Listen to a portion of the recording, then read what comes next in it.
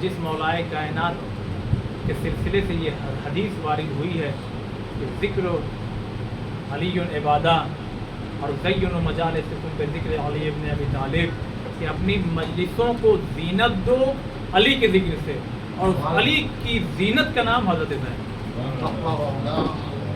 उस ज़ैनब की फजीलत के लिए यही कम क्या है अज़ीज़ान मोहतरम, कि जिससे 3 इमामों ने मशवरा लिया। ज़ैनब उस हस्ती का नाम है कि जिसने हुसैनियत को आज़ान बना करके अब क़यामत तक के इंसानों तक पहुँचा। वही जनाब ज़ैनब, विलादत हो रही है तो रसूल खुश हो रहे हैं, इमाम खुश हो रहे हैं। वही जनाब ज़ैनब कि अब रुखसती अगर हो रही है तो इमाम वसीयत कर रहे हैं, अब्दुल्ला कुछ शर्तें हैं, ये शर्त लगा रहे हैं, वसीयत ना कहेंगे शर्त। अब्दुल्ला चंद वसीयत जी का पहली तो ये है कि ज़ैनब को उनके भाई हुसैन से मिलवाते रहे। बस मसाइल वक्त होता तो आपकी खिदमत में शहजादी का फ़ज़ाइल बयान करता। दुनिया में 3 बेटियां ऐसी गुजरी हैं जैसी कोई बेटी नहीं होगी। एक वो बेटी जिसे उम्मे अबीहा का लक़ब मिला, जो अपने बाप की माँ जनाब फातिमा। एक वो बेटी जो हुसैन का सुकून बन गई तो उसे सकीना कहा गया, और ये एक बेटी जिसे ज़ैनब कहा गया जो अपने बाप की। अब्दुल्ला एक चीज़ और जी, अगर कभी हुसैन कहीं सफ़र करना चाहे और अगर ज़ैनब जाने का इरादा रखे तो मना नहीं। इन्हीं 2 चीज़ों पे मजलिस तमाम हो जाएगा इज़ान मोहतरम। पहला मरहला जब आया तो तारीखें में इख्तिलाफ ज़रूर है, मगर हाँ ये सच है 1 या 2 दिन के बाद उस ज़माने में ये रस्म रहा करती थी, जैसे आज हमारे दरमियान में कि जब लड़की विदा होती है तो भाई और घर के कुछ अफराद जाते हैं उसको लेकर के, चौथी की जो रस्म कही जाती लेकर के आते। उस ज़माने में माँ जाती थी अपनी बेटी से मिलने के लिए। माँ तो है नहीं, लिहाजा अब कौन जाए? अब फिज़ा जाए, जिन्होंने माँ की तरह पाला हो वो जाए। अब जब पहुंची तो जनाब ज़ैनब ने फिज़ा को देखा तो दाढ़ी मार मार के रोने लगी। फिज़ा समझ गई कि शहजादी चूंकि मैं आई हूं लिहाजा उन्हें माँ की सूरत नजर आई, यानी माँ की याद आ रही होगी, काश माँ होती तो मुझसे मिलने की याद। कहने लगी शहजादी क्या अम्मा ज़हरा की याद आ रही है? कहने वो तो याद आ रही है मगर ये सबब नहीं है रोने का। फिर रोने की वजह क्या है?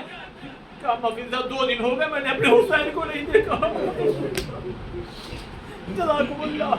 मैंने कहा इन्हीं 2 चीजों में मजलिस तमाम हो जाएगी। अज़ादारों 2 दिन हो गए मैंने हुसैन को नहीं देखा। वक्त वो भी आया जब अली कुरान पढ़ रहे थे ना हज़रत ज़हरा की कब्र पे, आवाज़ आई या अली बस जल्दी जाइए घर जाइए। कहा क्यों? मुख्तसर कर रहा हूँ कि मेरा हुसैन प्यासा है।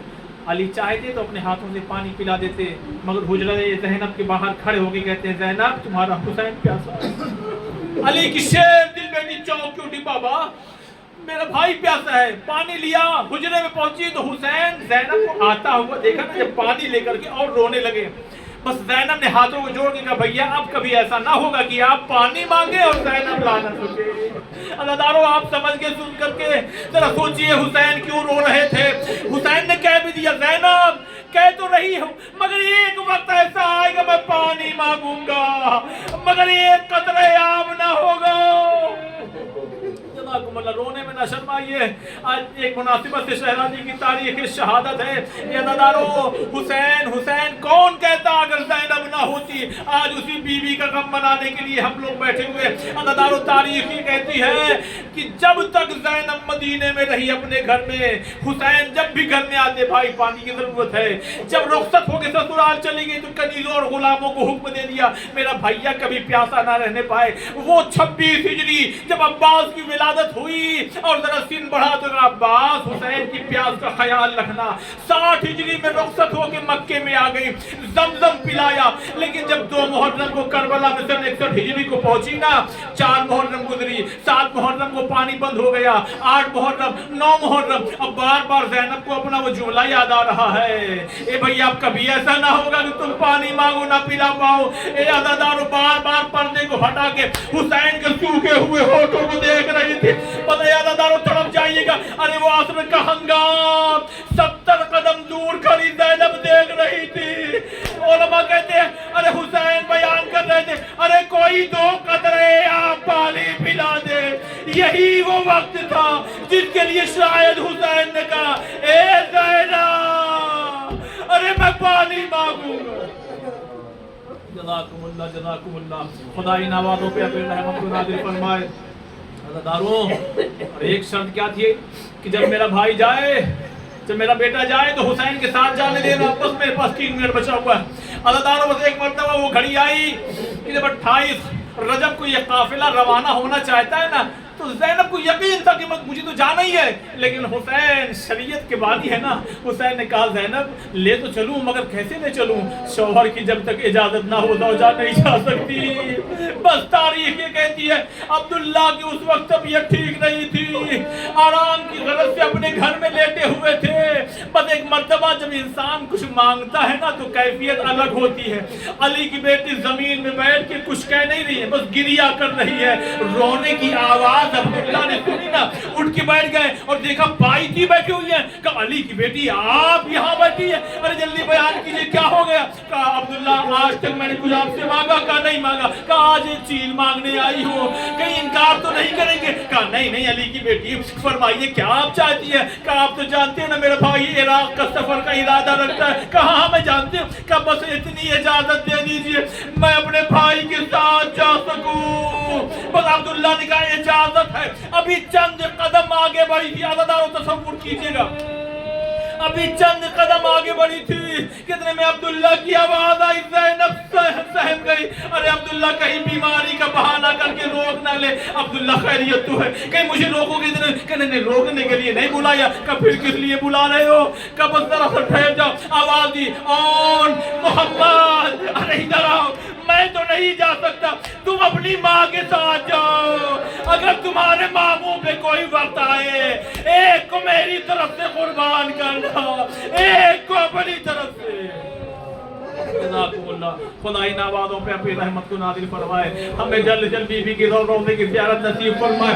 بس عزیزانو 1 منٹ کا اور مسائل. ارے وہ لمحہ بھی آیا کہ وہ جناب زینب کے بارے میں جو ملتا ہے نا کہ ایک مرتبہ باغ میں ٹہل رہی تھی کہ ایک مرتبہ بیلچے سے حملہ کیا گیا سر شگافتہ ہوا. مگر میں کہوں گا اے بی بی زینب یقیناً آپ زمین پہ گری ہوں گی مگر ذرا کربلا میں آئیے.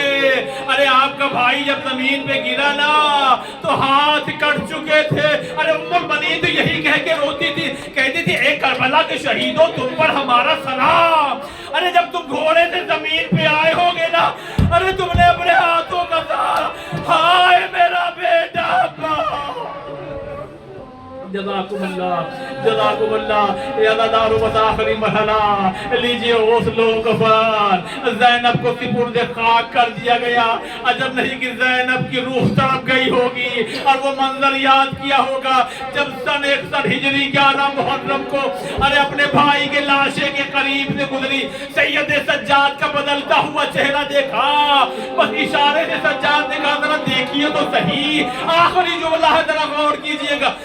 زینب اپنے بھائی کے لاشے پہ آئی اور ایک جملہ مصائب کا کہہ دیا. کہتی ہے انت اخی کیا تم ہی میرے بھائی ہو؟